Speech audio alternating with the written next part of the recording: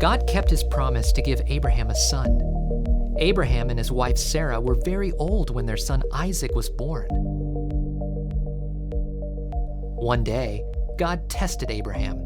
He wanted to make sure that Abraham loved God most of all. "Abraham," God said. "Here I am," Abraham answered. "Take your son Isaac to the mountain and give him to me as a sacrifice," God said. Abraham obeyed God. He got up early the next day and left with Isaac, 2 servants, and a donkey carrying supplies. They walked for 3 days before they got to the mountain where God wanted Abraham to make the sacrifice. Abraham asked his servants to stay with the donkey. "We'll be back," he said.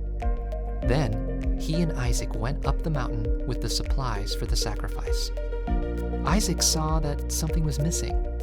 "My father," he said, "where's the lamb for the offering?" Abraham answered, "God himself will provide the lamb." When they got to the place God had directed them, Abraham built an altar and placed the wood on top. Then he put Isaac on top of the wood.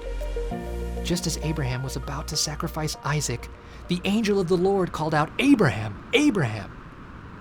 Abraham stopped. "Here I am," he said. The angel of the Lord said, "Do not lay a hand on the boy or do anything to him, for now I know that you fear God, since you have not withheld your only son from me." Abraham looked up and saw a ram trapped by its horns in the bushes.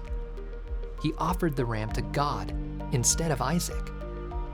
Abraham named the place, "The Lord Will Provide." The angel of the Lord reminded Abraham that God would keep the covenant he made with Abraham.